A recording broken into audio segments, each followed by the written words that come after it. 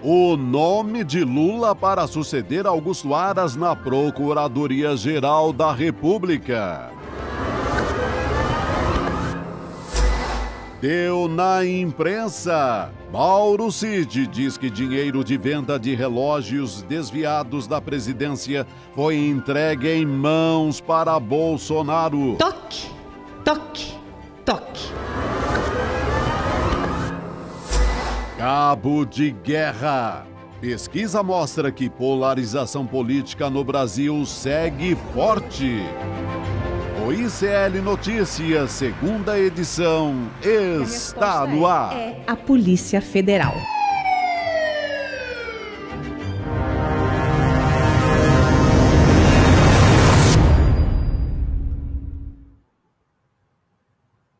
Boa noite, hoje é dia 15 de setembro de 2023 e o ICL Notícias, segunda edição, está no ar nos canais de Eduardo Moreira e também do Instituto Conhecimento Liberta. Muito boa noite, CP. Que prazer estar aqui com você nessa sexta-feira. Estou aqui no Rio de Janeiro. Salve, meu xará, Chico Sá. Minha querida Roberta, de volta a essa bancada. Mesmo que seja de vez em quando, é uma maravilha. Estamos aqui, graças a Deus. Hoje é sexta-feira. É vida que segue. É e isso olha, aí. No Brasil está seguindo rápido, hein? Muito rápido. Boa noite a você que nos acompanha em Rio Bonito de Lumiar, em Dayatuba, Fortaleza, Olinda, Porto Alegre, Chapada dos Veadeiros, Itacoatiara, no Amazonas. Tem Itacoatiara e Niterói também, uma praia que eu adoro. Boa noite para você de Paranaguá, no Paraná, e também São Miguel do Araguaia, no Goiás. Tem festa também, hoje? Tem. Avaré está fazendo 162 anos, né, onde está o meu amigo cardiologista, Dr. Carlos Arbache. Avaré, no interior de São Paulo, 162, 162 anos. Parabéns. Tem show de Ana Carolina, tem uma grande festa na cidade. Viva Avaré, que eu não conheço, preciso ir lá ainda.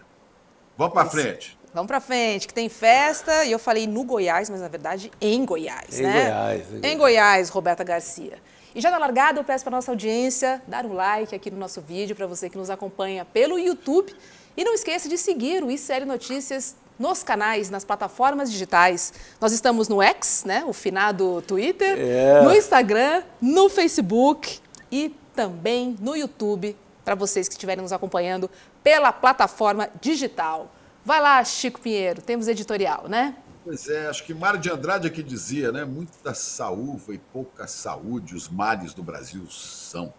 Mas isso lá no passado, quando o problema era a agricultura, era a saúde. Hoje é a estupidez que reina, é a estupidez que domina, né? É o festival de besteiras que assola o país. Temos basicamente dois problemas no Brasil. Um é o ódio, resultado do fanatismo, o ódio que separa as famílias brasileiras, né? Mas o ódio que foi instalado pelo bolsonarismo, por esse pensamento fascistoide, que odeia o outro, quer eliminar o outro, é resultado de outra coisa, da burrice, da ignorância, do desconhecimento das coisas. Aí, gente que acha que fala com disco voador, gente que bate continência para pneu, gente que marcha com bandeira do Brasil, botinha vermelha, gente que se agarra à frente de caminhão e sai feito louco, correndo risco de vida. Esse é o Brasil instalado pelo Bolsonaro. Será que vocês não entenderam, vocês, que ainda sendo gente boa, mas que votaram nesse Jair, não entendem que esse país foi jogado às trevas da burrice, da ignorância, gente que nega a vacina, gente que acha que a terra é plana, gente que acha que dar arma para as pessoas dá mais segurança, gente que acha que fala com disco voador. Olha, é um negócio muito, mas muito louco, é uma doença. Eu diria que a burrice tem um nome no Brasil dos dias atuais, é a bolsonarite crônica. Porque esse povo ainda não abriu os olhos para entender as coisas. E ontem, eu tenho que citar isso, porque isso é muito saboroso, né? A burrice, às vezes, você degusta falando, olha só que coisa.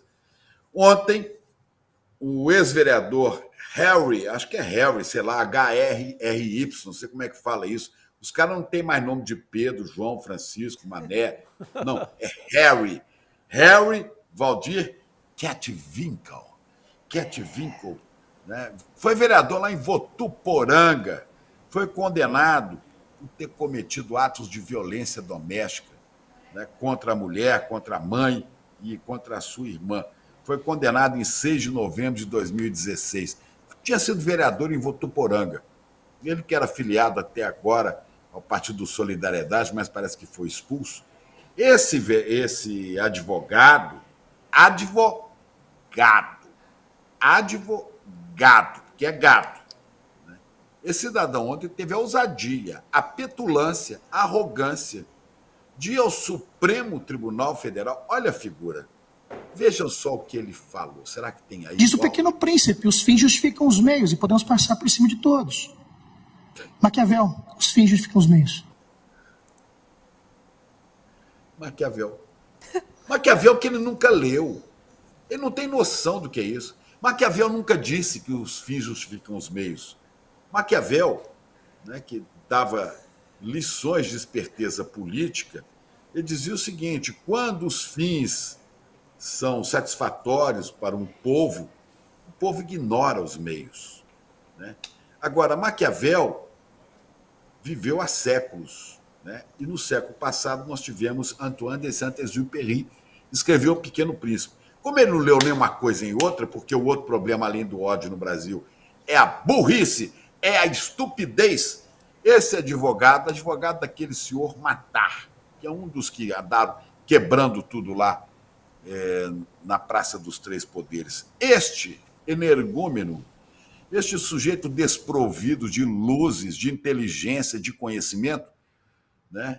Esse cara acabou dizendo, misturando O Pequeno Príncipe de Exupéry com O Príncipe de Maquiavel.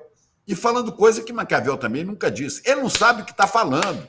Agora, uma figura como essa chega ao Supremo Tribunal Federal e fala com os ministros da Suprema Corte do Brasil. Aí alguém botou aqui, sai do Google e vem para a livraria, querido.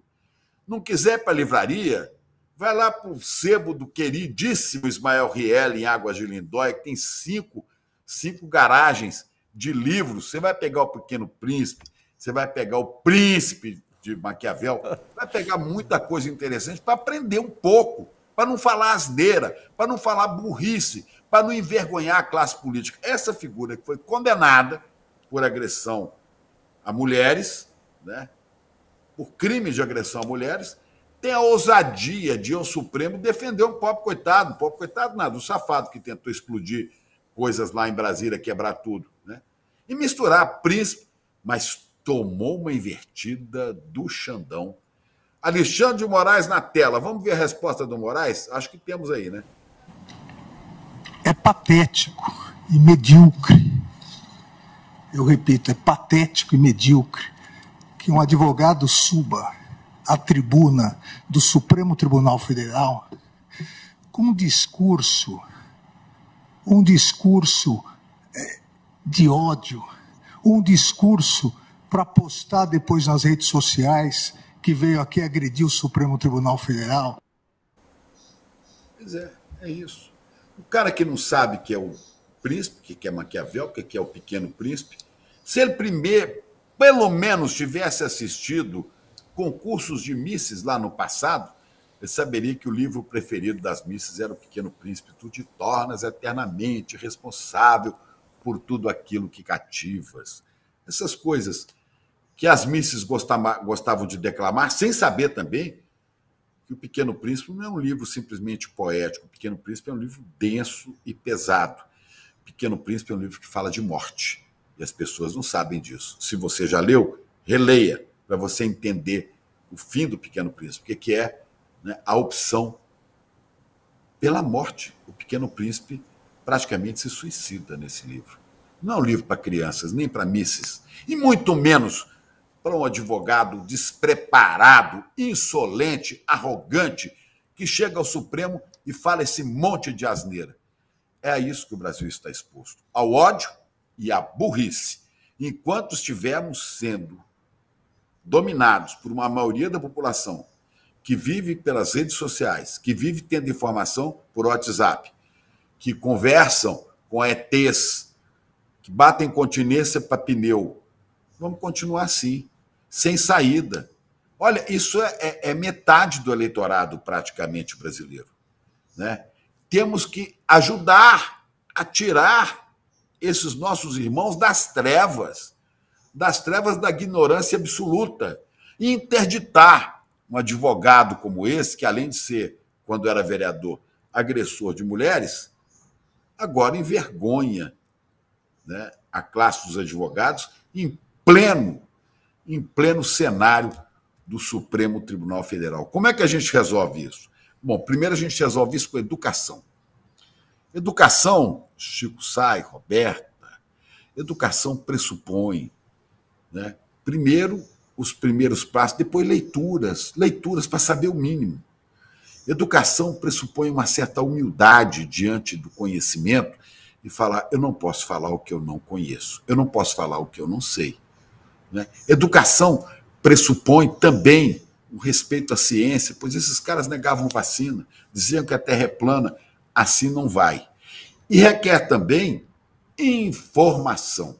E hoje de manhã nós tivemos uma aula com o Eduardo Moreira, no ICL Notícias, primeira edição, mostrando como é que grandes veículos de imprensa, entre eles o Globo, a Folha de São Paulo, o Jornal do Brasil, venderam matérias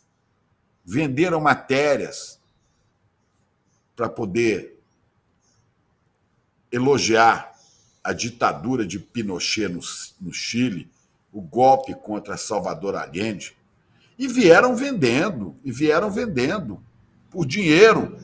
Imprensa no Brasil apoiou o golpe no Chile e quis vender conteúdo deslivre. Olha, esse cara que está aí com essa capa é o ditador Augusto Pinochet, né, que pode estar, eu quero que Deus o tenha e jamais o traga, até porque eu não acredito muito no diabo, porque se existisse estaria sentado no colo dele, assassino, apoiado por Emílio Garrastazu Médici, que foi presidente do Brasil, né, apoiado por Ernesto Geisel, apoiado pelos generais ditadores do Brasil. O Brasil ajudou a dar o golpe no Chile. Agora, a imprensa do Brasil apoiou o golpe no Chile, apoiou não, vendeu matérias. O Globo recebeu alguns milhões, corrigidos para valores de hoje, alguns milhões de reais para publicar matérias montadas nas redações da ditadura de Pinochet. Para você se livrar disso, você tem que buscar informação limpa, água pura para beber.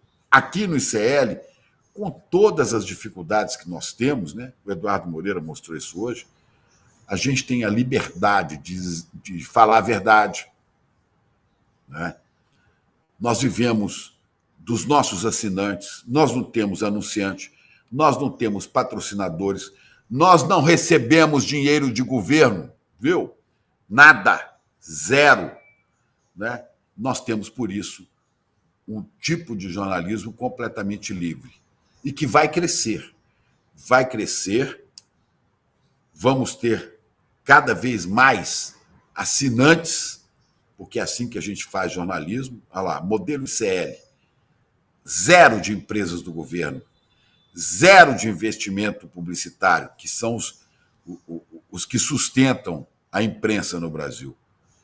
Nós vivemos da comunidade ICL. Então, você que nos assiste, vá lá, ICL, Instituto Conhecimento Liberta, icl.com.br, né? Faça a sua assinatura, participe. É o preço de um Big Mac por mês. Além disso, você ganha 215 cursos.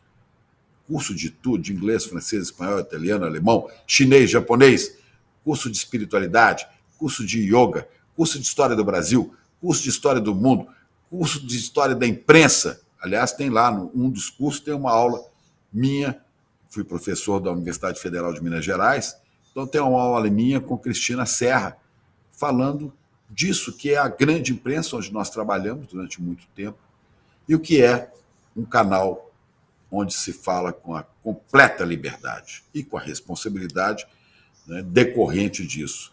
Então põe lá icl.com.br, assine, participe, comunidade séria, vamos crescer cada vez mais para mandar informações seguras, porque você não pode confiar completamente na informação que circula pelos grandes meios de comunicação. Vale ver, hoje Eduardo Moreira citou de manhã, matéria de Jamil Chad, que ficou meio escondida lá no UOL, né, onde ele mostra como espaços de grandes jornais, inclusive do golpe do Chile, foram comprados.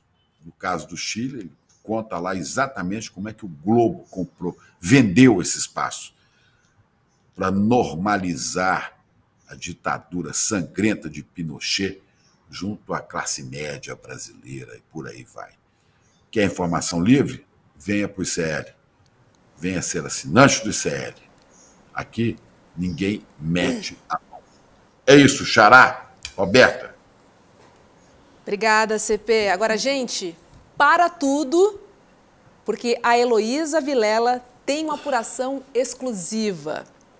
Parece que Lula já tem o nome que vai indicar para substituir Augusto Aras na Procuradoria-Geral da República. Opa! Seria o atual vice-procurador-geral eleitoral, Paulo Gonet. Muito boa noite, Heloísa Vilela. Conta pra gente essa apuração exclusiva. Gostei de te ver de branco nessa sexta-feira. Noite, sexta-feira, exatamente, tradicional. Olha só, boa noite, Chicos, Roberta. Pois é, hoje foi um dia que eu vou lhe contar. Telefone daqui, na orelha direita, na orelha esquerda, fala com um, fala com o outro. E tudo levava a crer que é isso mesmo, que já existe uma decisão tomada. Isso é fonte muito próxima do presidente Lula, que ele escolheria esse que está aí na tela, que é o Gustavo Gonet. E ele, não é exatamente o nome que a turma do PT e o pessoal mais progressista gostaria de ver. E aí, por quê, né? Vamos entender. Gonet é um procurador que tentou ser procurador-geral da República no governo Bolsonaro. Em 2019, o Bolsonaro o recebeu. E quem levou Gonet para conversar com Bolsonaro foi nada menos do que Bia Kicis. Bia Kicis, a deputada Bia Kicis. Aquela, Chico Sá, aquela de extrema direita, né? Não é nem de direita, ela é de Não, é extrema direita. Exatamente. E sabe o que ela escreveu no Twitter quando ela falou do Gonet? Ela falou, esse aí é um conservador raiz, cristão. Então, eu acho que nada pode indicar mais a necessidade de não tê-lo na PGR do que essa apresentação da Bia Kicis. Agora, tem outras coisas que preocupam. Por exemplo, ele é sócio fundador do Instituto do ministro do Supremo, Gilmar Mendes. Ele foi sócio do Gilmar por muito tempo, depois vendeu a parte dele. Depois ele também escreveu um livro com o Gilmar. Um dos filhos de Gonet trabalhou no gabinete de Gilmar Mendes. Então, a proximidade entre os dois não pode ser maior. Gilmar Mendes foi quem colocou Gonet na Escola Superior do Ministério Público. E o que aconteceu quando o Gonet foi para essa Escola Superior do Ministério Público? Ele desmontou toda a área de direitos humanos. Ele afastou todos os conhecidos progressistas. Não é à toa que a turma do PT raiz progressista está apavorada com a possibilidade dele ser realmente escolhido pelo presidente Lula para o cargo de PGR. Porém, como eu já disse, a proximidade toda com Gilmar, obviamente, Gilmar Mendes é uma das pessoas que está trabalhando pelo nome de Gonet, e outro é Alexandre de Moraes, que também teria dado todo o apoio ao nome de Gonê para o cargo. Há outra pessoa que estaria correndo por fora e que algumas pessoas me disseram hoje que estavam tranquilas de que ele seria indicado. É um nome forte da esquerda que também está na Procuradoria-Geral da República, que é o Antônio Carlos Bigonha. Ele é um cara muito discreto, conhecido como um cara extremamente inteligente, como o Gonê também é, não vamos tirar dele o crédito de ser um cara preparado e inteligente. Porém, a vertente ultraconservadora que preocupa. E Bigonha é conhecido como um cara super inteligente, super trabalhador, mas de compromisso com a ala mais à esquerda do governo e que estaria tendo dificuldade. Porém, pessoas ligadas a essa candidatura estavam aparentemente tranquilas hoje. Então, a gente não sabe se elas estão enganadas, se elas estão sendo ativamente enganadas, porque a informação que eu tenho muito próxima do presidente é que ele teria fechado, até por não ter muita escolha, teria fechado com o Gonê, além de Gilmar Mendes e de Alexandre de Moraes. Outro nome que vem teria sido assim também, ter entrado nessa força-tarefa, né, a favor do nome de Gonê, é do ministro Flávio Dino, que, segundo fontes, jantou 10 vezes, mais ou menos 10 vezes, com Gilmar Mendes no último mês. Então, existe muita costura sendo feita por aí e Gilmar Mendes e Alexandre de Moraes têm feito muita pressão para que Dino seja o próximo ministro do Supremo na vaga que será aberta com a saída de Rosa Weber. Então, é assim, um jogo de xadrez aí que eu vou deixar na mesa agora para vocês comentarem, porque tá complicado esse jogo, viu, Chico? Meu Deus! Olha só, vamos dar uma olhadinha para a gente saber quem é Paulo Gustavo Gonê? Boa. E aí a gente roda a conversa aqui, tá bom? Boa, querida. Olha lá, em 1987, ele ingressou na carreira do Ministério Público Federal. Em 2012, alcançou o cargo de subprocurador-geral da República, o último nível da carreira. 2021, foi vice-procurador-geral eleitoral e representa o Ministério Público Eleitoral nos processos que tramitam no Tribunal Superior Eleitoral, no TSE. Em 2023, assinou o parecer que defendeu tornar o ex-presidente Jair Bolsonaro inelegível. Começa com você, Chico Sá, depois a gente vai lá para o Chico Pinheiro. Vamos lá. Olha, eu acho que o que explica tudo são os padrinhos. A gente tem que prestar muita atenção no quem é padrinha no Brasil. Aqui é a República dos Padrinhos. É uma Gilmar Fest, né? Exatamente. Quem é a padrinha, o jogo é um jogo de padrinhos. É um jogo de padrinhos na política brasileira.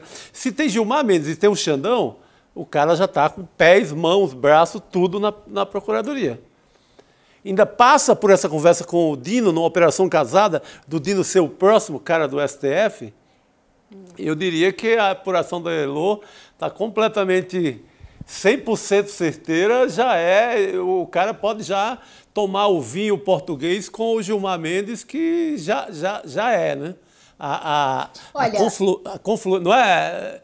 Tudo indica, tudo né? indica que padrinho, sim. Agora, como me disse uma fonte hoje, nada é enquanto não esteja assinado, né? Sim. E a padrinhagem, a política brasileira, a gente nunca sabe o que vai acontecer. Tudo pode acontecer. Inclusive, Chico, hoje estava conversando com algumas pessoas e eu estava falando, a gente nunca sabe até que ponto também todas as pessoas que estão falando isso ou aquilo estão jogando um balão de ensaio no ar para ver se conseguem derrubar esse nome, porque tem muita gente, a campanha contra ele é muito forte. Então, na medida que a gente tem a chance de falar dele e mostrar por que seria ruim, a gente entra no lado das pessoas que estão fazendo campanha contra ele, sabendo ou não sabendo, não é isso? Então, o jogo é sempre complicado.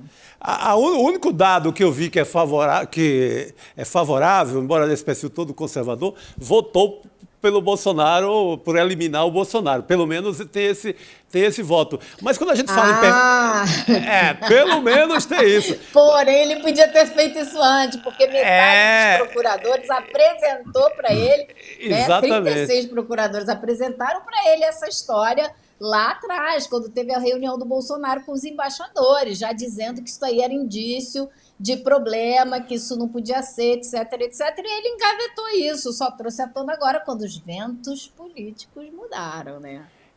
Exatamente, mas é muito ruim um perfil como esse, porque a Procuradoria-Geral da República não é só, porque ficou muito focado nessa história de impeachment ou não impeachment, de engavetar ou não engavetar. Mas a Procuradoria-Geral da República é quem decide sobre a Amazônia, é quem decide sobre cotas na hora H, é quem decide sobre as grandes questões do país, sabe? É o lugar das grandes decisões. A gente ficou muito na mente, assim, desde o Brindeiro, que era o engavetador geral do Fernando Henrique, a gente ficou muito assim, achando que o presidente, que pensa na vida e no futuro, coloca um cara que vai engavetar tudo. Ele pode até engavetar tudo para o Lula, como engavetaram para o Bolsonaro, como engavetaram também no caso para o Fernando Henrique, o Geraldo Brindeiro, que ficou, não é, Chico, ficou conhecido como engavetador geral da nação. Gente, mas a Procuradoria é maior. Se você bota um conservador... O cara quer conservar o quê no Brasil? Se o cara... Tá bom, Tá bom? Quer conservar a desigualdade? Quer conservar a desgraça que a gente vive? Pô. Complicado, né? E aí, CP? O que você achou dessa dobradinha que a Elô trouxe? Gonê e Dino, né? Tem muita coisa a ser observada aí. O meu xará acaba de falar de Geraldo Brindeiro, engavetador-geral da República. Esse serviu ao Fernando Henrique, assim como o Aras serviu a Bolsonaro. Né? Serviu nos dois sentidos, do verbo servir, serviu no passado, foram servis. Cada um servil ao seu jeito. Né? Triste. Servil também. Também. Aí, é uma maneira de servil. Se não me engano, foi Lula que botou na Procuradoria, não sei se foi Lula ou foi Dilma, Rodrigo Janot, né, que resultou na tragédia da Lava Jato e tudo mais. Essas escolhas são terríveis e perigosíssimas. Perigosíssimas. Tá bom, a favor do Gonê, né? A favor do Gonê, você tem o Gilmar, o Xandão e o Dino. E isso dá para a gente respeitar, porque é gente que tem lutado pela democracia. Mas há muitos outros nomes que poderiam ser cogitados. Não sei. Eu tenho muito medo de indicações dos governos do PT, tanto para a Procuradoria quanto para o Supremo Tribunal Federal. As escolhas não são nada razoáveis. Se você pegar os ministros do Supremo indicados por Lula e por Dilma, né, resultado da ação ou omissão deles, ou visão equivocada de realidade, nos trouxe a Lava Jato, nos trouxe a Bolsonaro. Então, esse negócio de escolher ministro Supremo e gente da Procuradoria, Procurador-Geral da República, é muito sério. A Procuradoria-Geral da República, ou seja, o Ministério Público Federal, ele não pertence nem ao Poder Legislativo, nem ao Poder Executivo, nem ao Poder Judiciário. Muita gente acha que o Ministério Público Federal é um órgão do Poder Judiciário. Não é. Ele é um órgão independente, ele é fiscal da lei, ele confere o cumprimento da Constituição e ele defende os interesses coletivos. Isso foi uma coisa plantada com muita força em 1988, na Constituição Cidadã, pelo ex-procurador-geral e ex-ministro supremo João Paulo Sepúlveda Pertence. Porque no passado, não sei se vocês sabem, a Advocacia Geral da União e a Procuradoria da República, a PGR, o procurador era uma coisa só, ele é o advogado. Sim. Mas olha, se o procurador tem que tomar iniciativas, né, de fiscalizar o executivo, como é que ao mesmo tempo ele é advogado da União, advogado executivo? Pertence separou isso. Deu muita autonomia na Constituição de 88 e muita independência ao Ministério Público. Agora, ao mesmo tempo, isso deu um poder enorme ao procurador. É o procurador que pode aceitar uma ação criminal contra o presidente da República, e daí que, apesar de ter cometido, salvo melhor juízes, como dizem os juristas, inúmeros crimes, Bolsonaro passou ileso. Por quê? Porque o Aras nunca resolveu tocar à frente um inquérito contra Bolsonaro. Ele arquivava tudo. Era um engavetador 2, viu, Chico? Tem um e tem um 2. Total. Não, ele chegou a engavetar Agora eu queria... A questão da seguinte, pandemia, a questão da vacina, da pandemia, coisas que levaram a matança sem fim no Brasil, né? Então, só para completar, essa escolha precisa que seja uma escolha muito cuidadosa. E a própria escolha, eu respeito que é um direito do presidente da República, e a ele, Luiz Inácio Lula da Silva, nós devemos a libertação das trevas, da burrice e do ódio de Bolsonaro. Mas, perguntar assim, bom, escolheu o Zanin para o Supremo. Os votos do Zanin, até agora, não me deixam muito tranquilo. Não me deixam muito tranquilo. Ô, Chico, eu queria aproveitar uma coisa que você falou para concordar, reforçar o que você falou, mas também discordar um cadinho, que é o seguinte, é importantíssima essa escolha, obviamente, e a independência da PGR é fundamental. E ela tem que ser independente para ela poder fiscalizar a lei, a aplicação da lei. Por isso mesmo, eu não fico nada confortável com Gilmar Mendes, Alexandre de Moraes e mesmo Flávio Dino fazendo campanha pelo nome do Gonê, né? Porque ele não tem nada que está aliado com os ministros do Supremo. Para nada. O que acontece quando você tem isso? Você tem um Gilmar Mendes que coloca um nome forte para ele na PGR, que tem uma relação íntima com o presidente da Câmara dos Deputados, Arthur Lira, que passa a ser, então, uma figura quase a iminência parda da República Brasileira.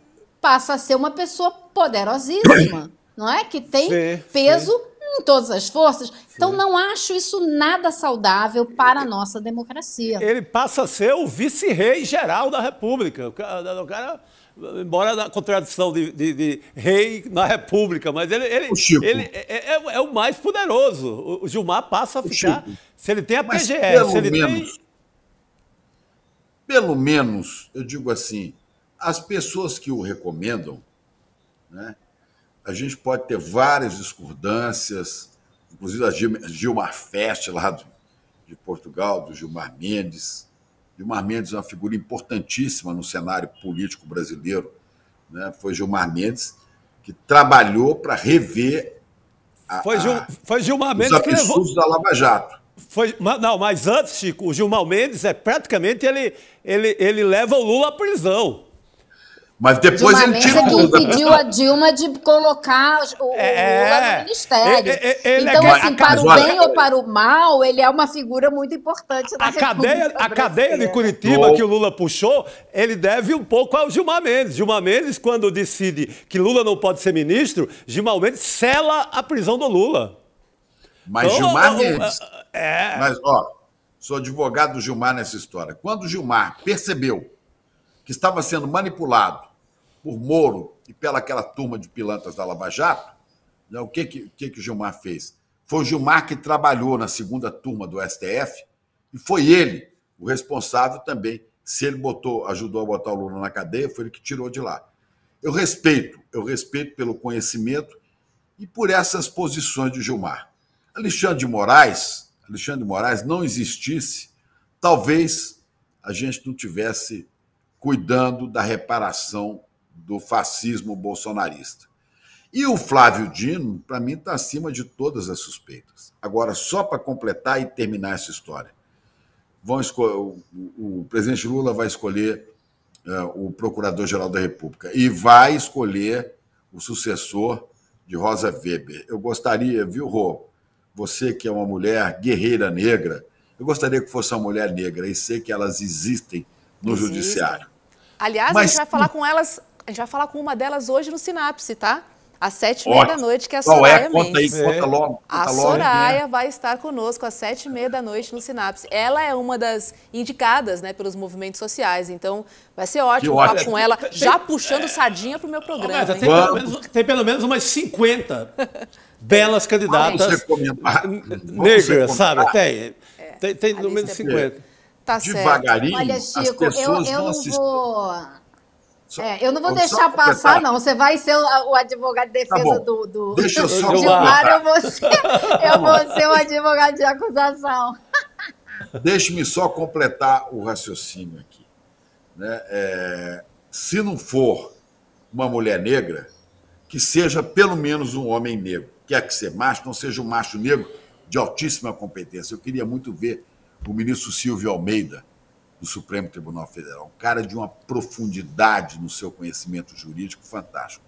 Mas, ou na procuradoria, não pode ser procurador, porque ele não era do Ministério. Silvio Almeida vai ser o futuro presidente do Brasil. Então, só para a gente encerrar, vou dar a palavra à advogada de acusação. Espera que tem mais uma coisa.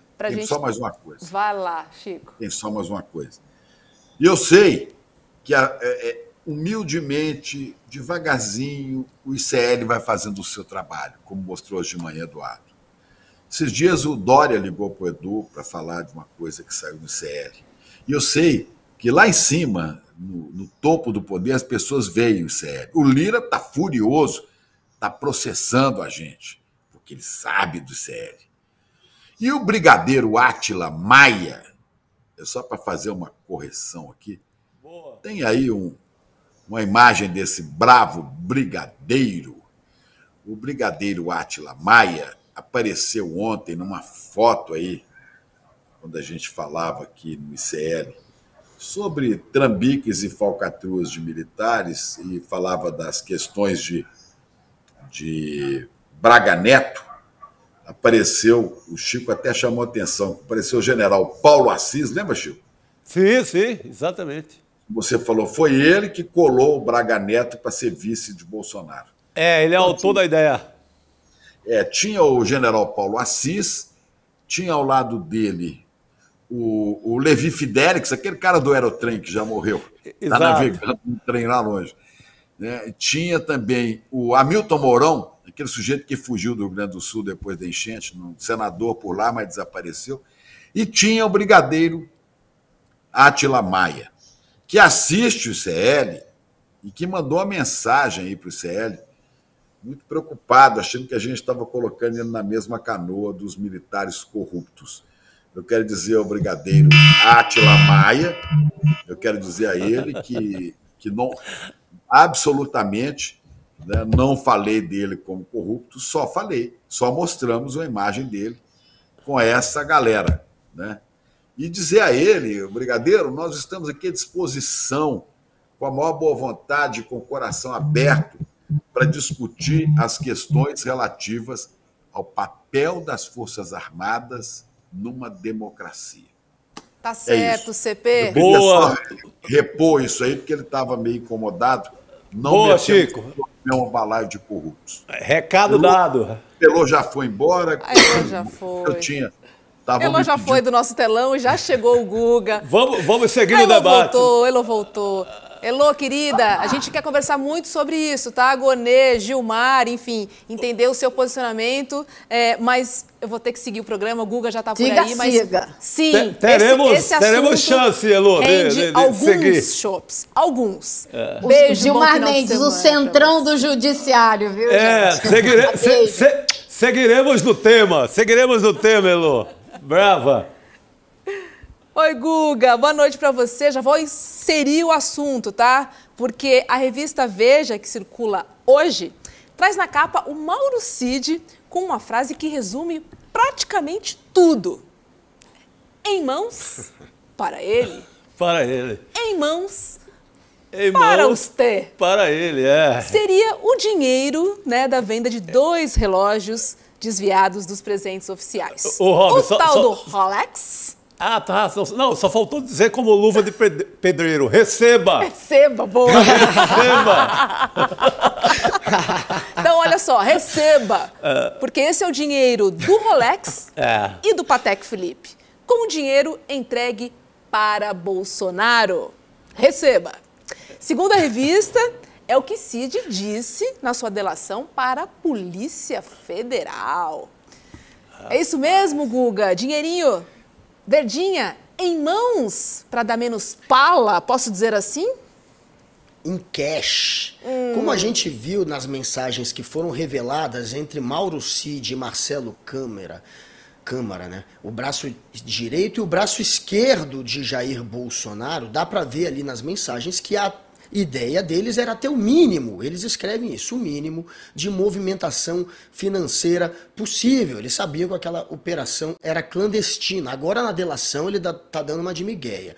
Tá dizendo que, olha, a gente não sabia que era ilegal, a gente achava só que era imoral. Não achava só que era imoral, sabia que era ilegal. Tanto que levou para fora do Brasil esses 2 relógios junto com outras joias num voo presidencial, numa viagem que Bolsonaro fez para visitar o Joe Biden, aquela em que Bolsonaro ainda pediu ajuda para o Biden, dizendo que que o Brasil acabaria correspondendo com os interesses dos Estados Unidos se o Biden, pelo menos, fizesse vista grossa aquele possível golpe que já estava em andamento. A Casa Branca nunca desmentiu essa história, o Bolsonaro tentou desmentir, mas o fato é que nessa viagem foi quando foram levados esses 2 relógios e joias também. Na delação, agora, o Mauro Cid está querendo ir para o lado só dos relógios, ele está negando que tenha vendido joias, porém, o advogado dele, numa primeira entrevista para a Veja um tempo atrás, ele admitiu que o seu cliente, o Mauro Cid, tinha vendido joias também, depois ele voltou atrás no ponto das joias. E agora a defesa do Mauro Cid está tentando ir para esse lado dos relógios, já que dos relógios eles não têm como fugir.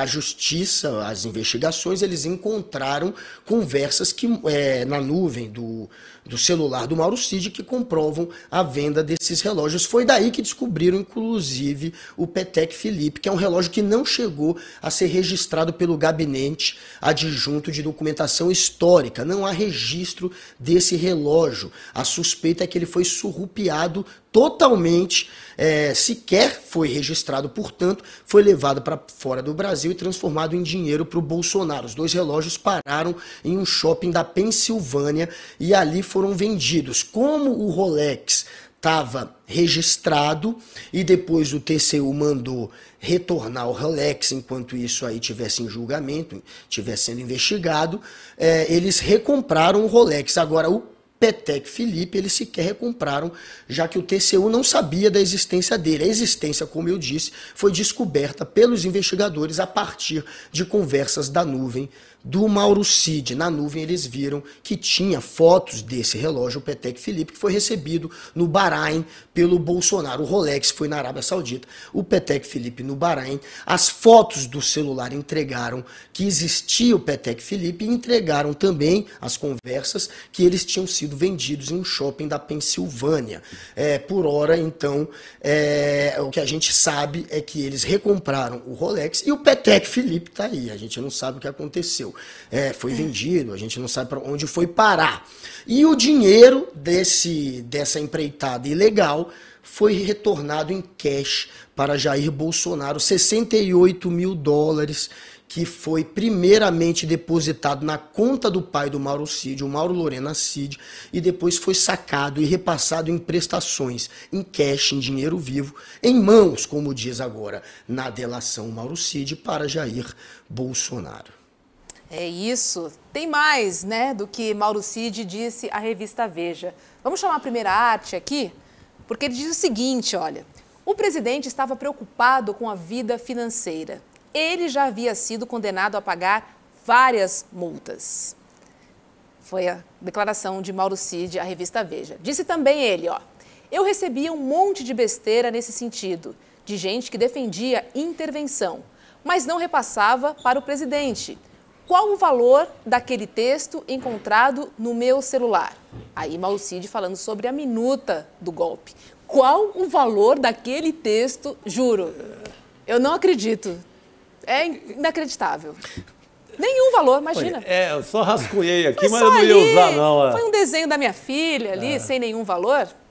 Uma minuta de golpe. É mais um roteiro do golpe. O golpe estava sendo traçado, estava sendo planejado. Tanto que o braço direito de Jair Bolsonaro estava procurando um argumento jurídico para sustentar o golpe. Tinha minuta de golpe, tinha a filha dele, que vazou conversa agora, tentando descobrir uma maneira do papai dar golpe. A própria filha, coitada, metida na história, tanto por conta do cartão de vacina, que ela se apropriou, o cartão de vacina ilegal, para ir para os Estados Unidos estudar lá, e isso pode ser usado contra ela, apesar de ela ser menor de idade, quanto tentando descobrir um outro meio do papai dar um golpe. Papai Mauro Cid, ela na conversa diz, olha, esse negócio de artigo 142 não tem como, não vai funcionar, tenta procurar um outro meio de se justificar o golpe. Então, ele estava claramente tentando articular um golpe, não dá para dar uma de migué, dizer que só recebeu gente que estava ali tentando propor um golpe, que só recebeu, portanto, um monte de sugestão, tentando banalizar, não foi isso.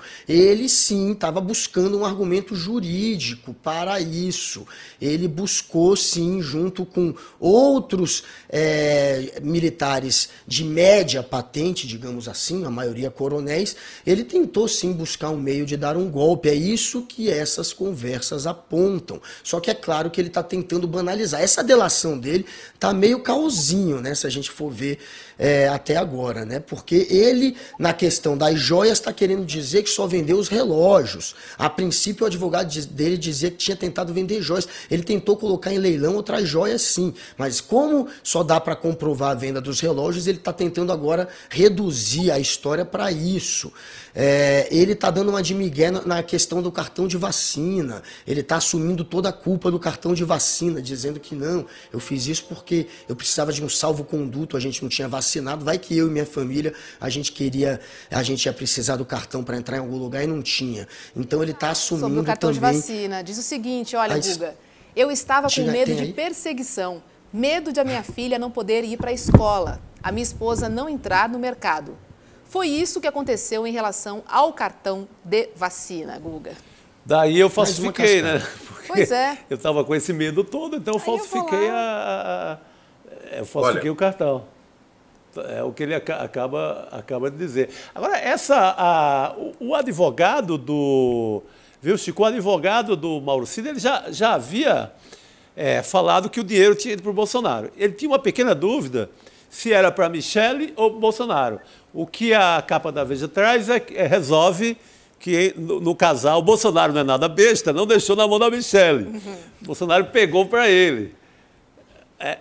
Essa é a dúvida que a capa da Veja resolve, porque o advogado tinha dito que da conta do pai do Mauro Cid vai direto para o casal Bolsonaro. Não sabia quem havia recebido. O Bolsonaro não quis deixar com a Michele, não é doido? Pegou para ele o dinheiro. É o que diz a capa da Veja. Agora, Chico Pinheiro, segundo a revista Veja, Mauro Cid não vai citar os generais Braga Neto e Augusto Heleno na sua delação. Vou abrir aspas e jogo para você, tá, CP? É o seguinte, olha, ele diz assim, ó, nunca vi o general Braga Neto levando nada ao presidente. Nenhuma resposta, na dica de nada. O general Ramos desapareceu naquele período. Já o general Heleno estava mais preocupado com a saúde do presidente do que com os manifestantes. E aí, CP? Olha, aí eu fecho com o Demore, sabe? O Demore hoje cedo disse, vamos com calma, é pitaco, provavelmente não é o que está na delação. Se está em sigilo de justiça, como é que a Veja vai saber? Bom, vamos combinar o seguinte, pode ser verdade, está na capa da Veja. Mas a Veja é uma revista confiável até certo ponto. Ô Chico, mas o advogado do Mauro Cid já falou isso. A Veja não traz absolutamente nenhuma novidade. Isso é dito pelo advogado do Mauro Cid. Não é pitaco. O advogado do Mauro Cid falou que o dinheiro foi para a casa do Bolsonaro. Ele só tinha dúvida se quem recebeu em mãos foi a Michele ou o Bolsonaro, ou o ex-presidente. Mas isso não é chute da Veja. Você trabalhou na Veja, eu tive uma passagem rápida por lá. Sim. Os caras que mandavam na Veja eram 3. Entre esses 3 havia Roberto Guzzo, né? Exatamente. e Augusto Nunes. Augusto Nunes.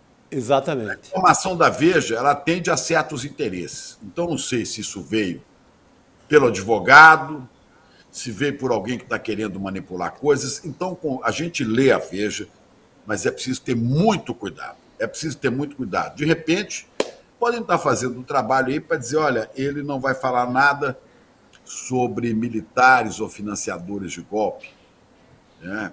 Porque para ver se alivia a barra. Pode estar jogando balão de ensaio. A Veja não é um veículo confiável. Isso que eu quero dizer. A Sim, gente não, pode ninguém, a grande imprensa toda, a gente tem que ler de um jeito desconfiando. Tem que ter a desconfiança. Isso você está completamente certo. Mas eu quero dizer que essa informação ela é pública já de muito tempo. A primeira palavra quando senta naquela cadeira para dar entrevista na Globo News, que o advogado do Mauro Cid fala sim, o dinheiro, até que ele separa joias de relógio. Ele separa joias de relógio. O dinheiro, referindo-se aos relógios, o dinheiro foi para a mão do Bolsonaro, do casal Bolsonaro. Agora, o que se sabe é que foi para o próprio Bolsonaro e não para a Michele. Olha, entre Veja e lendo Demore, Desperta, eu fico com Demore, sabe? Eu fico com Demore. Óbvio que eu fico com o meu colega Leandro Demore, mas não é essa a discussão. Não, a discussão é que já foi revelado isso aqui. A Veja chegou pelo advogado do Mauro Cid. Ele falou em Globo News. E você acredita no advogado de Mauro Cid? Não, mas advogado de Mauro Cid? Que isso, cara? O ponto, gente, é que... meu irmão. Se ele está defendendo... Esse advogado de Mauro Cid estava lá na entrevista da Globo News, esse cara vira e diz assim, alguém pergunta, o senhor falou com o advogado de Bolsonaro? Eu disse, não sei quem é o advogado de Bolsonaro. Na mesma entrevista, ele acaba de me dizer, ele ligou para mim ontem, mas não sei quem foi que ligou. Esses caras estão fazendo jogo. Óbvio, claro. Não, e esse advogado do Mauro Cid mente mais do que Roberto, como é que chama o outro lá, Vacef, né? Esse cara inventa. Não, eu nunca vi o advogado, nunca falei com o advogado de Bolsonaro. Minutos depois ele fala, ele me ligou hoje. Peraí, cara, qual é do advogado de Mauro Cid? Nós não podemos ficar tão afoitos não, Xará. A gente tem que trabalhar com essa informação devagar, ouvir o que está dizendo o outro. Essa informação, ela é muito óbvia. Ela não é uma informação... O que vale a ouro essa altura, isso que eu quero dizer. Né? Acho que esse a gente está valorizando demais a capa da Veja, quando não é... O que a capa da Veja faz... Essa questão de, olha, vendeu o relógio e voltou dinheiro, pelas conversas entre Mauro Cid e Marcelo Câmara, isso aconteceu. Teve a venda de relógio. As conversas foram resgatadas da nuvem do celular. Então, pelo que vazou das conversas, e já vazou uma parte das conversas, isso aconteceu e o dinheiro, diz a conversa que já vazou, que o dinheiro era para retornar em cash e que seria entregue ao Bolsonaro. Na conversa que vaza, não tem muita dúvida, tá? Dito isso que agora ele está confirmando a delação, foi para o Bolsonaro. A delação confirma, porque até então a conversa dá a entender isso, mas você não tem ali 100% de certeza, você pode estar interpretando alguma outra coisa errada. Então eles tinham que ter essa garantia de alguém que estava na conversa, que é o Mauro Cid. É isso aí. Dizendo, de fato, essa conversa é isso. A gente devolveu o dinheiro para o Bolsonaro. Isso que tem de novidade, que é ele confirmando o que já tinha vazado da conversa. Boa. Guga, só uma coisa para completar já tinha vazado. Aqui. Nada, né? Vai lá, pode ser que seja absolutamente verdadeiro, mas pode ser que essa informação não seja tão relevante, que ela esteja encobrindo outras que vão aparecer depois, que ela seja balão de ensaio para nos conduzir. Eu sei que a raia miúda começou a ser condenada ontem no Supremo. Depois da raia miúda, você tem que subir o nível. Você tem que punir os militares e outras autoridades que foram coniventes com a tentativa de golpe, com os financiadores no outro nível, e depois com o mandante de todo o crime, que é Jair. Temos que ir por etapas. Então, eu acho que pode ser verdade tudo isso aí que está na Veja, mas a gente lê e fala o que... Não é o que eles estão revelando, é o que eles podem estar escondendo, entendeu? Toda desconfiança com esse povo é pouca. Olha só, vou ler um comentário aqui do nosso chat que diz o seguinte, do Leonardo Vieira. Balela! Se foi dito que a revista resumiu tudo, ela, na verdade, não disse absolutamente nada de relevante. O genocida segue livre, leve e solto. E é isso, né? O resumo é esse, né? Mas tem tempo, para isso tem tempo. A justiça é outro ritmo. Ontem foram julgados os primeiros. Aquele julgamento do primeiro, viu, Chico, Guga? Aquele julgamento do Aécio, aquele julgamento é importantíssimo. Aquele julgamento vai balizar a pena do Bolsonaro. É tanto que o Lênio, o nosso comentarista, o jurista Lênio Streck, ontem ele calcula em torno de 22 a 23 anos de cadeia por Bolsonaro, da pena do Bolsonaro. Então, porque muita gente diz, estão julgando só a raia miúda. Sim, tem que ser julgada também, mas aquilo vai balizar a pena do Bolsonaro. Se um reles golpista, quebrador de Palácio do Planalto, quebrador de Supremo, pegou 17 anos... Quanto o arquiteto do golpe, o mandante, o autor intelectual vai pegar, né, Xará? Se for 17, eu estou feliz da vida.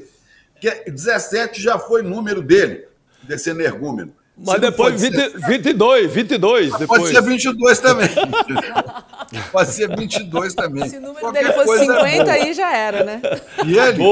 E ele, arrogante como era, dizia assim, eu só saio daqui morto. Preso jamais. Então, quero ver se ele vai cometer o sincericídio, o suicídio. Vamos ver. Boa. Olha só, sabe quem eu vou chamar para essa conversa? Primeiro eu vou me despedir do Guga. Guga, sextou para você, boa noite e até segunda-feira aqui no ICL Notícias, segunda edição. Beijo para você, querido. Boa noite, Rô, meus queridos Chicos e essa audiência maravilhosa. Tamo juntos e não esqueçam de votar no Prêmio ICL, que acaba dia 17. Vai. Vota no ICL. Vai lá, já Guga, vota em mim, vota em mim. Votem no jornalismo, Eduardo Moreira, Economia e, claro, o ICL em mídia de opinião. Entrem no Prêmio Best e votem lá. Valeu, galera. Beijo, Guga. Essa já me despeço de você chamando doutora Maíra Réquia, que eu estava com saudades. Boa noite para você. Tá mutada? Tá muda. Ainda não. Doutora Maíra está muda. Não. Quer tentar se reconectar? Opa. Acho que sim, né? Pô, quem ia tirar nossas dúvidas jurídicas, não é? Né? Vamos matar essa dúvida aí, logo agora, sobre os 3 réus. E, de fato, Chico, primeiro que assim, muito simbólico, 17 anos, né? O número 17. Exato. 22 é melhor. Poderia ser 50, né, Chico? Mas tudo bem, vamos lá. Não, o Chico falou no 22. 17, 22 é outro número dele, então acho que vai, vai por aí. Sim, mas assim, muito, muito, muito simbólico, né? Fato, olha quem já está aí. Chico Alves. Boa noite para você, Chico. Chiqueiro completo. Chiqueiro está completo. Deixa eu ver, Chico, qual é a nossa pauta aqui? Que eu fiquei perdidinha no roteiro. Eu acho que com o Chico a gente vai lá para Lava Jato, vai lá para outra parada. Pedi para a produção me dar uma ajuda, porque eu me perdi aqui no roteiro. Qual é a lauda? É a 18? Eu te ajudo, Alguém Roberta. me ajuda? Me perdi aqui. É a correção da Lava Jato. Boa noite, todo mundo. Boa noite, Roberta, Chico Pinheiro, Chico Sai, todo mundo está vendo a gente. Boa noite, querido. Boa noite, querido. Tudo bem? Prazer falar com você. Mas eu continuo perdida, porque ninguém cantou aqui. Qual é a lauda do Chico Alves, por favor? É o relatório o relatório do CNJ. Achei, Chico, achei. Chico Alves. Tem que falar nome e sobrenome para não confundir. Porque é o seguinte, temos novidades da Lava Jato. Lava Jato que nunca, né? Nunca morre. Um relatório do Conselho Nacional da Justiça, o CNJ, de Justiça, na verdade, né, o CNJ, divulgado hoje, cita infrações cometidas por magistrados da Lava Jato. Que relatório é esse, Chico Alves? Explica pra gente. Mais um capítulo dessa novela que nunca termina. Oi, Roberta. É um relatório parcial ainda, né, da correição que o ministro Salomão está fazendo aí na 13ª Vara e ali no TRF4 e tudo que envolve a famosíssima Lava Jato, né? E o relatório parcial dessa correição é de deixar, deveria deixar pelo menos envergonhados tanto o Sérgio Moro quanto o Deltan Dallagnol e todos os jornalistas que exaltaram por tantos anos os dois como grandes heróis da moralidade e da luta anticorrupção. Esse relatório, Roberta, mostra que confirma que houve uma zorra total, um tremendo barata-voa na gestão dos recursos bilionários daqueles acordos feitos pela Petrobras e Odebrecht, com que a Lava Jato se vangloriou tanto, né, de conseguir reembolsar, resgatar os bilhões que seriam sido usados em corrupção. E a gestão desse dinheiro, segundo o relatório do ministro Salomão, é um absurdo, é feito de uma forma temerária, né? Então, eles ouviram a Gabriela Hart, vários desembargadores do TRF4, não está citado ali oitiva de Sérgio Moro, porque ele não é mais juiz, né? Mas tudo gira em torno do período de Sérgio Moro, Deltan Dallagnol, e o relatório cita, literalmente, gestão caótica do controle de valores. Então, o ministro Salomão cita também uma ilegalidade na costura dos acordos com a Petrobras, que previa a destinação de 2,5 bi de uma multa da Petrobras para um fundo que seria gerido pelos promotores. Aquela fundação, né? Um fundo que seria um fundo particular que seria gerido pelos promotores. Então, o CNJ disse que essa interlocução entre a força-tarefa e as autoridades dos Estados Unidos foi feita para que os valores voltassem ao Brasil de uma forma que beneficiasse os interesses dos promotores, do pessoal da força-tarefa. Então, ou seja, era tudo em prol de um interesse próprio, né? Usando aquela ideia, aquela capa de heroísmo e luta anticorrupção, era tudo em prol do interesse próprio. O relatório é devastador, é parcial e é devastador. Diz ainda, ao contrário da defesa do interesse público e da sociedade brasileira, o acordo era direcionado para a criação de uma fundação privada e privilegiava um grupo restrito de acionistas minoritários da Petrobras. Então, o ministro Salomão também cita isso, palavras dele, não sou eu que estou falando, palavras dele, ele cita um possível conluio entre operadores do sistema de justiça para destinar valores no Brasil que permitissem a Petrobras pagar acordos no exterior que retornariam para o interesse exclusivos da força-tarefa. Quer dizer, interesses exclusivos da força-tarefa. Era uma força-tarefa em prol de si própria, né? Então, os acordos com a Odebrecht e Braskem, homologados na 13ª Vara Federal de Curitiba, diz o ministro Salomão, obedeceram a critérios de autoridades estrangeiras, o que soa como absurdo teratológico. Ou seja, arrasa quarteirão e é só o relatório parcial. Muito mais vem por aí. Então, essa correição que está sendo feita para se levantar os absurdos da Lava Jato no passado, né, para o que já aconteceu, vai dar ainda muito pano para a manga, e eu só queria trazer aí uma apuração a mais. O relatório cita que foi ouvida uma pessoa chamada Flávia Maceno. Ela era diretora da Secretaria de Sérgio Moro quando ele estava à frente da 13ª Vara Federal de Curitiba. Essa Flávia Maceno, hoje, ela é assessora parlamentar de Rosângela Moro. Ou seja, eles tiveram cuidado de quando Moro saiu da 13ª Vara, foi ser ministro da Justiça, essa Flávia Maceno foi junto. Depois, Moro e a mulher se tornaram parlamentares, foram eleitas, e essa Flávia Maceno está lá, ela que controlava ali um pouco, acompanhava toda essa gestão de valores, essa Flávia Maceno, hoje é assessora parlamentar de Rosângela Moro. Ela foi ouvida pelo ministro Salomão e o que ela falou está sendo analisado também nessa correição, que ainda vai ter novos desdobramentos. Verdade. Enfim, a história Lava Jato foi longa, né? E a revisão da Lava Jato parece que também vai ser não mais vai longa ser curta, ainda. não, né? E todo dia a gente fica sabendo um novo capítulo, como esse agora que o Chico traz. Vai dar aí muito tempo para revisão. Mas, Chico, esse dinheiro ele é repassado para a Petrobras no final das contas ou parte dele? Porque a relação com o dinheiro dessa turma de Curitiba é muito complicada. Você lembra do caso das diárias? Eles embolsaram diárias milionárias. Tinha um fundo lá de diárias que eles corriam para gastar rápido porque tinha medo de ser devolvida para os cofres da União, e eles bagaçaram assim, muita grana com diárias. Esse dinheiro, ele de fato, ele volta para os cofres da Petrobras ou ainda há suspeita?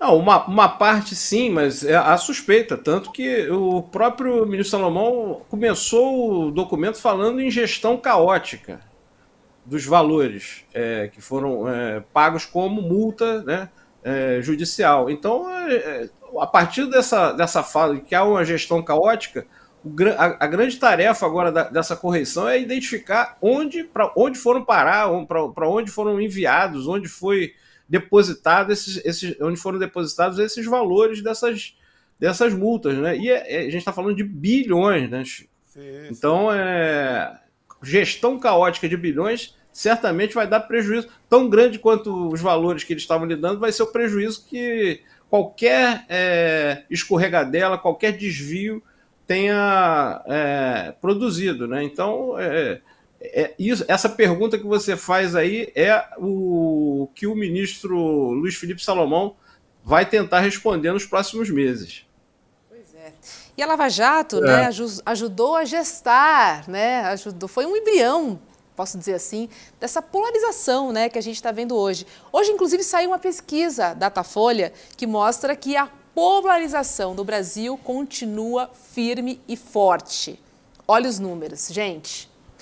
29% se dizem petistas, 25% se dizem bolsonaristas. E temos ali 46% de outros, esperando ser pescados por aí, né?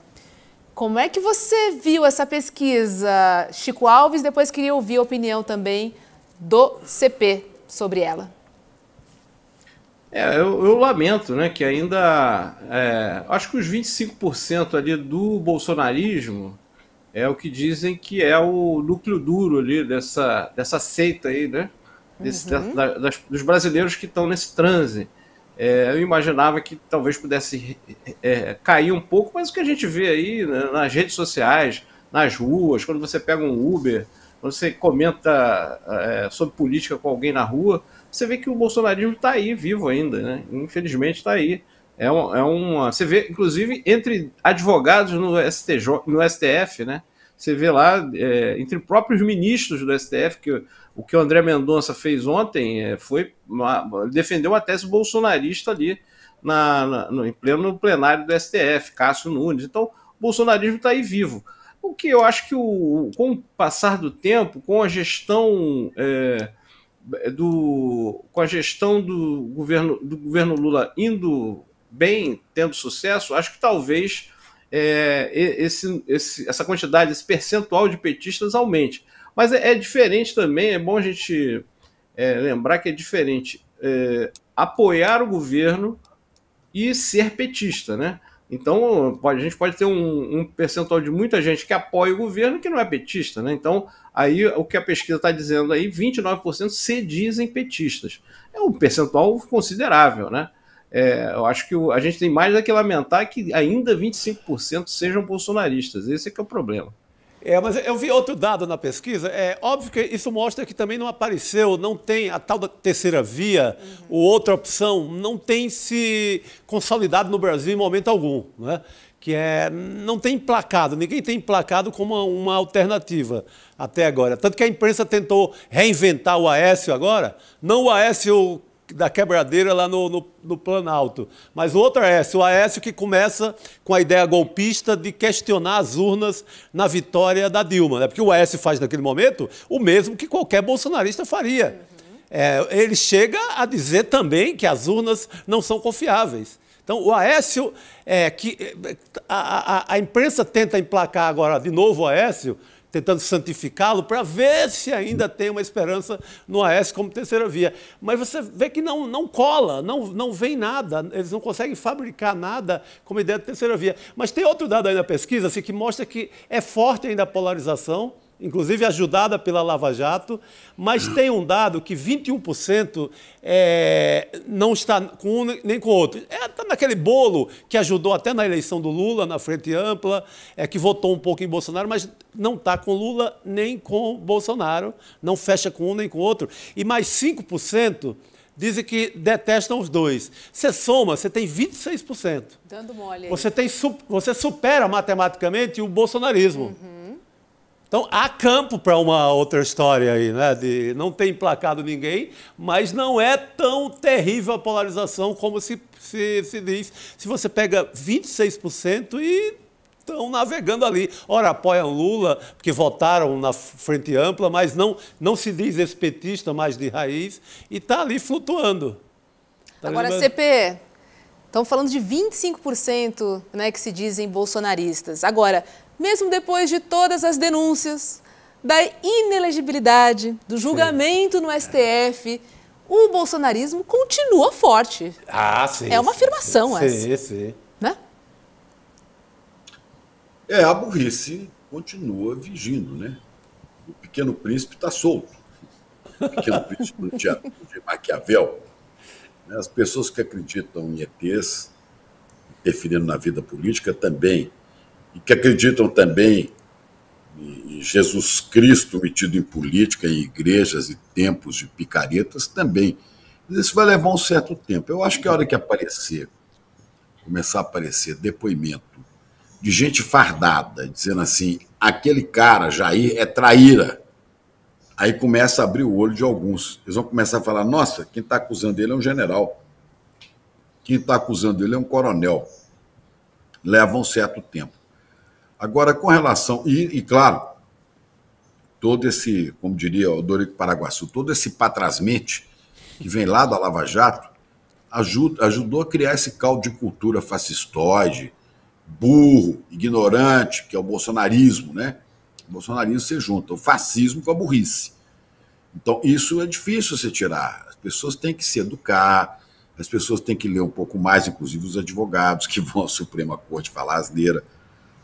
Né? Agora, queria só chamar o Chico Alves ter falado aí dessa ação do ministro Luiz Felipe Salomão, que é o presidente do Conselho Nacional de Justiça, CNJ, não é isso?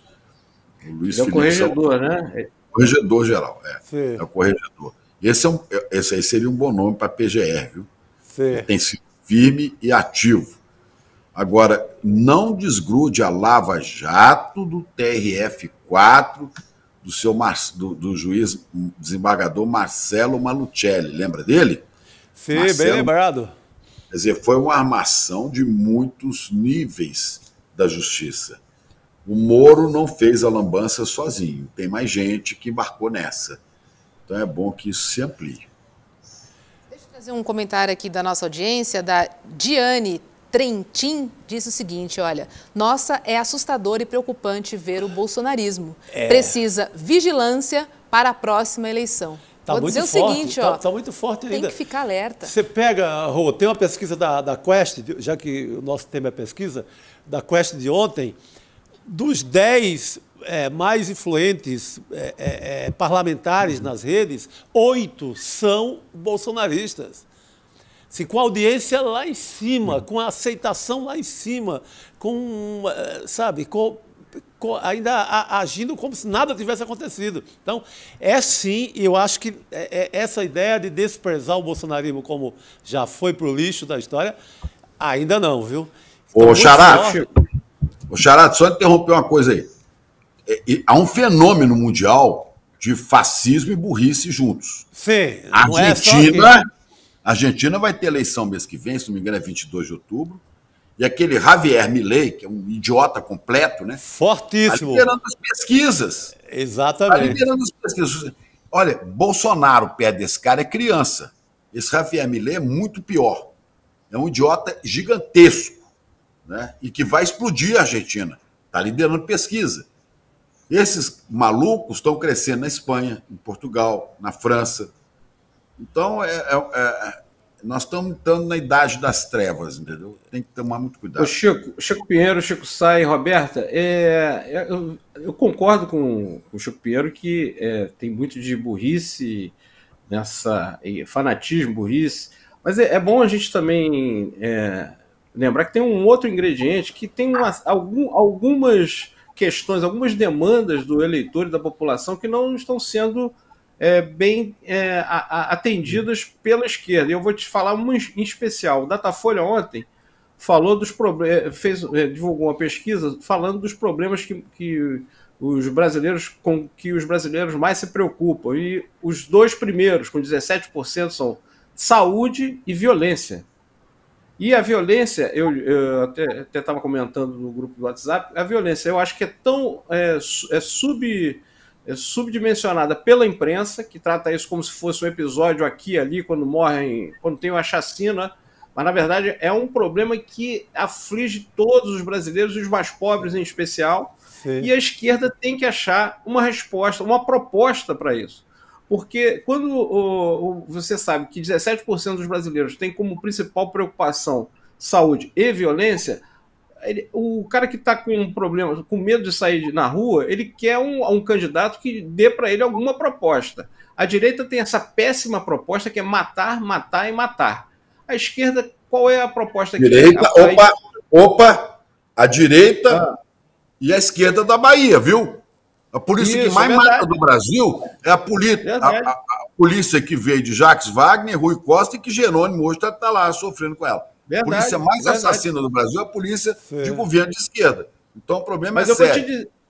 Mas eu vou te dizer, Chico, que na verdade é a esquerda seguindo o receituário de direita. Então, assim, o receituário de direita é matar, matar e matar. A esquerda, quando fala de segurança pública, fala principalmente de direitos humanos, que é uma pauta prioritária, com certeza é. Mas os direitos humanos dizem o que a polícia não deve fazer. A polícia não deve torturar, não deve fazer chacina, ok. Mas a população está esperando que a esquerda também diga o que a polícia deve fazer para dar segurança para a pessoa pobre, de classe média ou pobre, que sai de casa cedo para trabalhar e quer voltar em segurança para sua casa. Exato. Então, esse tema, por exemplo, a esquerda não tem uma proposta, apesar de tantos estudos acadêmicos que tem lá nas universidades, tem uma abundância de estudos. Então tem que sentar, pensar e dar uma proposta para... Essa é um exemplo de uma questão que a esquerda, por exemplo, não está dando resposta. Então não é só a ignorância, tem uma demanda aí da população que a esquerda tem que atender. Agora não é com a receita da Bahia, como o Chico Pinheiro falou, do seu Jerônimo, do seu Rui Costa, do Paulo Souto, até desde Paulo Souto. Então, isso aí, essa não é a saída, tem que achar uma outra.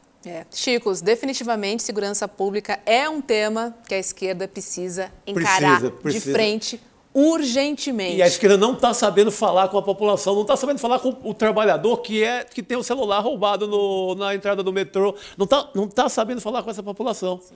Tem a promessa do Lula de criar, separar, fazer do Ministério da Justiça fazer o Ministério da Segurança.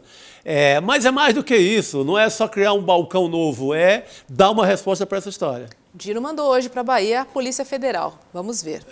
Chico Alves, querido, sextou para você no Rio de Janeiro, um beijo e até semana que vem aqui no ICL Notícias, segunda edição. Beijo para você. Beijo, Roberta. Chico Charás, também um abraço, bom final de semana, boa sexta e vamos embora.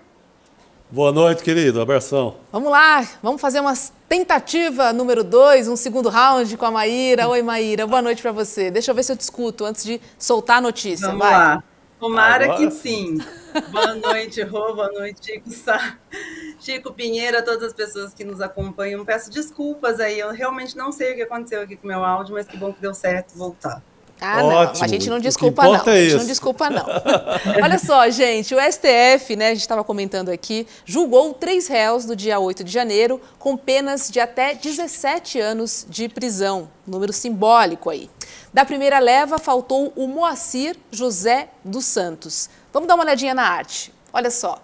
Temos então, olha, o Aécio Lúcio Costa Pereira, né, que já foi condenado, o Tiago de Assis Matar, que também foi condenado, e o Matheus Lima de Carvalho Lázaro, também já foi condenado. E eles foram condenados pelos seguintes crimes. Vamos dar uma olhadinha, porque são 5. Primeiro é associação criminosa armada.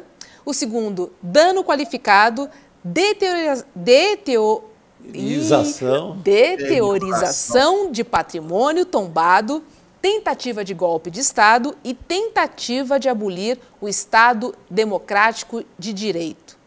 Maíra, são 1.395 réus, então se o Supremo levar mais ou menos um dia por réu, serão 4 anos de julgamento. Como é que vai ser isso? Porque não é possível, né? Não dá. E aí para o Supremo, né, Rô? Porque na realidade a gente está considerando 4 anos. Porque o Supremo tem sessões às quartas e às quintas, então só vai julgar isso pelos próximos 4 anos, aproximadamente. Então, eu imagino que esses primeiros julgamentos, eles foram pautados justamente para trazer a público essa discussão, né, da tentativa de golpe de Estado, do 8 de janeiro, dar visibilidade, publicidade para a própria sociedade, para a população brasileira. Esperava-se que a discussão fosse de algum nível, mas infelizmente o que a gente viu é que meus colegas deixaram muito a desejar, as sustentações orais não foram nada técnicas, viraram ali praticamente um circo, né? Uma completa falta de respeito com o próprio Supremo Tribunal Federal, a maior corte do nosso país. Agora, eu imagino, Rô, que esses primeiros foram pautados, eu achei muito significativo não só a aplicação da pena, né? Uma série de simbolismos, mas também o primeiro o primeiro réu julgado, Aécio. Mas, enfim, eu imagino que os próximos julgamentos, aí, eles devem vir pelo julgamento virtual, onde os ministros eles vão depositando os votos ali, o julgamento plenário virtual ele fica aberto de 7 a 10 dias, e os ministros vão depositando seus votos, e ao final tem ali o placar da condenação, da dosimetria da pena, etc. Porque, senão, o Supremo Tribunal Federal vai ficar esse tempo todo apenas avaliando essas ações penais dos atos antidemocráticos da tentativa de golpe no Brasil. Então, acho que os primeiros serão nesse sentido, né, de julgamento presencial, com ainda inscrições para sustentação oral, mas em um determinado momento, acredito que se ainda for a nossa ministra Rosa Weber a presidente do STF, deve começar a pautar os demais julgamentos de âmbito na forma virtual, até para maior celeridade, né, de todos esses casos. Muita gente aqui no chat questionando a dosimetria, né? Foram condenados a 17 anos de prisão, até 17, tem 17, tem 15. E é o seguinte, essas foram as primeiras condenações da história democrática do país por tentativa de golpe de Estado e de abolição violenta de Estado Democrático de Direito. Crimes incluídos no Código Penal recentemente, em setembro de 2021. Doutora Maíra, qual a importância desse marco? E queria te ouvir também sobre 17 anos, sobre essa dosimetria das penas. Por favor. Os crimes são extremamente graves. A gente está falando de associação criminosa armada, a gente está falando da tentativa de abolição violenta, né, do Estado Democrático de Direito, golpe de Estado. Teve ainda alguns, eu acho que se não esses outros, denunciados pela ameaça, incitação ao crimes. Esses sim são crimes que são um pouco mais brandos, a própria ameaça, incitação a crime, mas a gente tem ainda o dano qualificado e a deteriorização do patrimônio tombado também. Todos esses são crimes extremamente graves. Então, assim, 17 anos não é nada exagerado. Você tem, para além de quando o julgador, né, ele vai aplicar a pena, você ainda tem circunstâncias que atenuam a pena ou que aumentam a pena. E aí, se você vai fazer o cotejo de cada réu em separado, ainda que a pena de 2 deles tenha sido a mesma, mas você tem condições, se é primários, tem bons antecedentes, é uma série daí de questões subjetivas. Você tem a primeira fase, que é a aplicação objetiva, né, da lei, para você poder fazer essa dosimetria, e depois você parte para uma aplicação subjetiva, que é com relação a isso. Se é primário, se tem bons antecedentes e outros tantos requisitos. Como são crimes extremamente graves e a pena é uma pena alta, essas pessoas cumprirão a maior parte do seu tempo de prisão realmente integralmente detidas, né? Então, em regime fechado. Então, esses foram os primeiros. E a razão dessa pena ter sido tão alta é de fato que a gente está falando de crimes extremamente graves, né? A gente quase passou nesse país um golpe de Estado, um golpe que já estava sendo gestado aí pelo ex-presidente, pelo seu núcleo duro, por várias autoridades que, inclusive, se omitiram ali no dia 8 de janeiro, e quando também tinham os acampamentos, com tudo isso ali sendo dito. Tem os intelectuais, né, os mentores intelectuais, tem os financiadores ainda também para serem processados. Então, eu acho que ouso dizer que essa pode ser uma pena base para, a partir daí, como bem disse o Lênin, eu acho que hoje pela manhã a gente tenha para os mentores intelectuais aí uma pena ainda maior. Então, é mais ou menos assim que funciona o cálculo da dosagem da pena, dependendo de cada crime em concreto.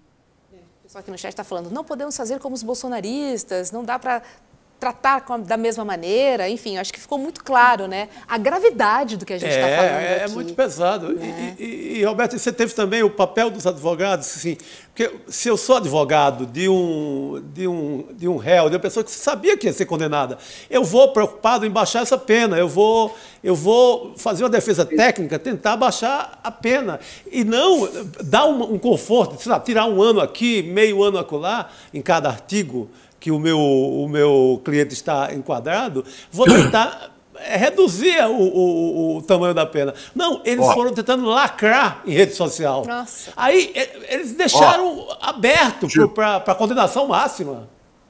O Chico, nos Estados Unidos, teve gente que invadiu o Capitólio e tomou 40 anos de cadeia.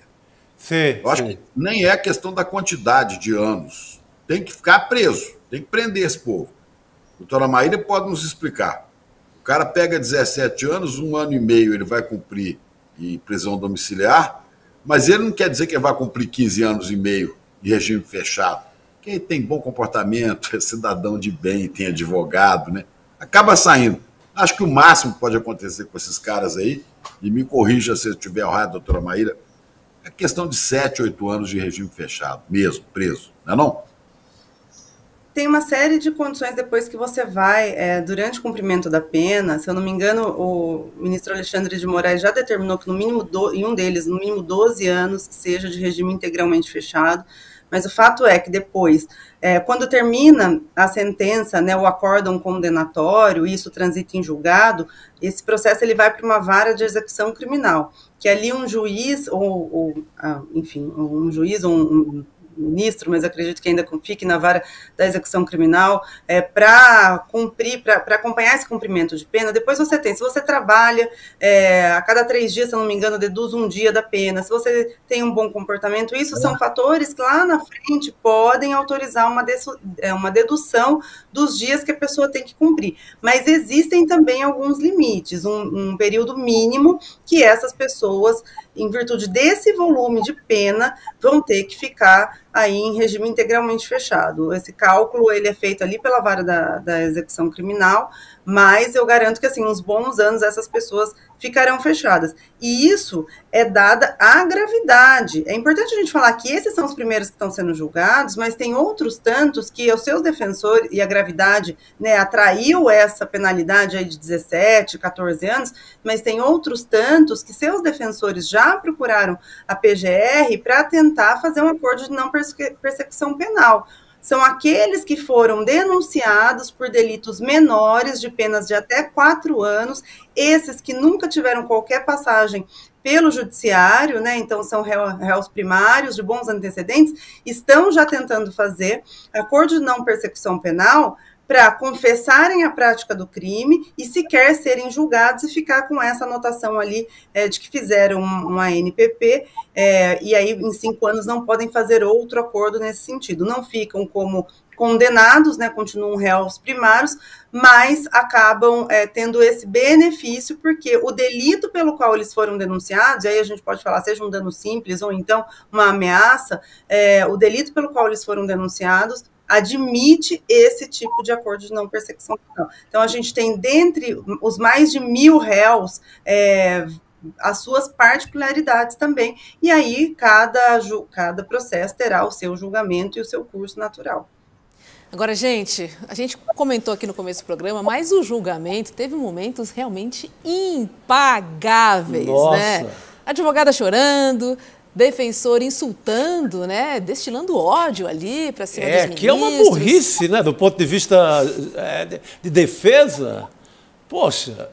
Eu imagino um advogado vendo o seu colega nesse tipo de situação, Maíra. Quase caiu da cadeira, não foi?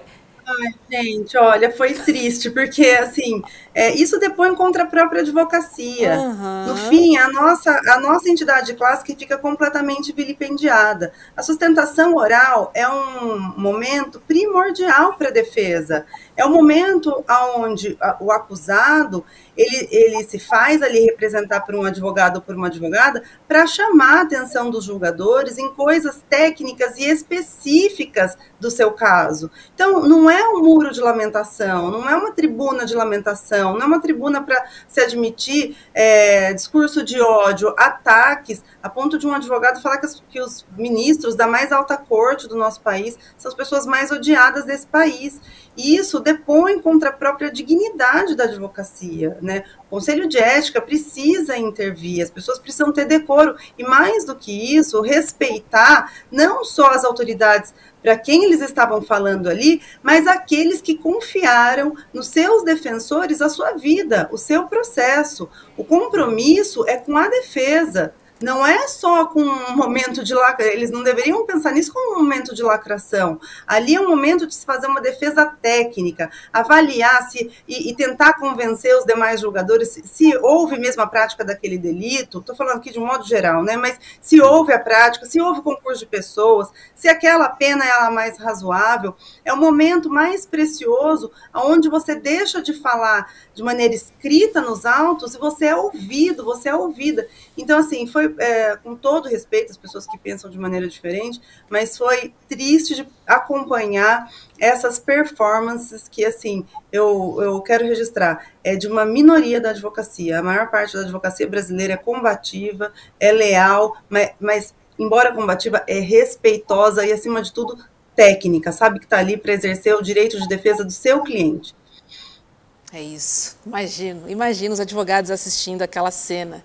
Que papelão, Maíra Reck, que papelão. Meu Deus. Sextou para você, para os seus filhos, um beijo. E a gente se encontra lá no Sinapse, hein? Quero receber você no Sinapse um dia desses também. Um beijo, querida. Obrigada, gente. Beijo, bom trabalho. Boa sexta. Boa noite, tchau, doutora. Gente, sexta-feira você já sabe, né? É hora de rever alguns dos melhores momentos do ICL Notícias, segunda edição. Roda aí. O couro comeu na casa de Noca hoje, lá no STF. O couro comeu na casa de Noca.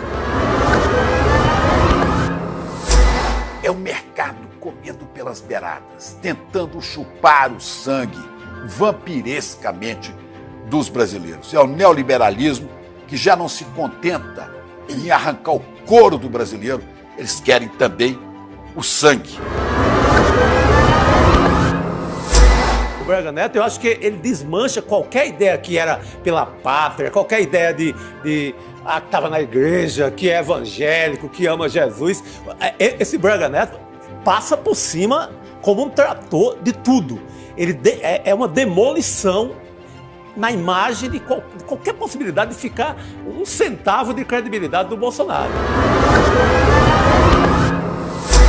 Pelo jeito, as dores de cabeça de Braga Neto estão apenas no começo, porque, segundo a colunista Andréa Sadi, do G1, ele e o general Heleno vão ser citados, sim, na delação premiada de Mauro Cid. Será que Bolsonaro e Damares irão se comover com a prisão deste daí, o terrorista, o Wellington Macedo? Será que eles farão posts ou será que eles farão algum tipo de comentário em favor desse daí ou vai deixar ele como bucha de canhão? Ele vai contar todos os fatos que viveu com Bolsonaro que lhe perguntarem. E mais, ele disse: você lembra do senhorzinho Malta? Então era assim, vai lá e resolve. Ele fazia o que mandavam. Tô certo ou tô errado? Vai ter cirurgia até o Natal agora, né? Porque enquanto tiver esse perigo aí da prisão, vai ter cirurgia todo dia.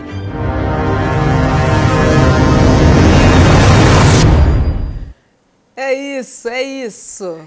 Cirurgia todo dia, perfeito, né? Corre pro hospital. Se for relacionado ao número de depoimentos, apertou, corre pro hospital. Exatamente. Chico Pinheiro, sextou, bom final de semana para você. Segunda você tá aqui no estúdio, certo? Beijo. Até mais, Xará. Chico Sá, beijo pra você também. Vou subir correndo pro nosso estúdio. Opa! Porque o César está me esperando e hoje a gente vai conversar com a Soraya Mendes, que é advogada, jurista e também professora. E ela é uma das indicadas pelos movimentos sociais a ocupar a vaga de Rosa Weber no STF. Papo bom, fica com a gente. Daqui a pouquinho começa a entrevista. Beijo, até daqui a pouco.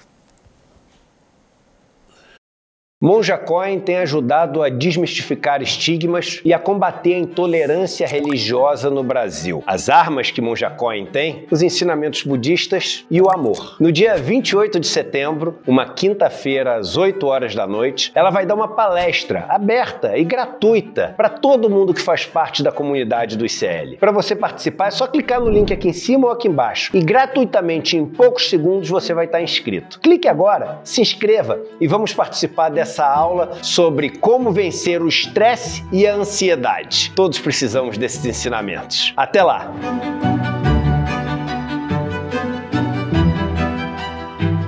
Olá, eu sou Suzy Pisa, sou filósofa, sou mestre e doutora pela Unicamp, sou professora da Universidade Federal do ABC, gravei um curso para o ICL, Instituto Conhecimento Liberta, que está disponível na plataforma para vocês, sobre um dos pensadores mais relevantes do Ocidente, Michel Foucault, um pensador extremamente inquietante, que é utilizado e mencionado, citado com uma frequência impressionante, né? Praticamente todo mundo que estuda as ciências humanas passa por esse filósofo.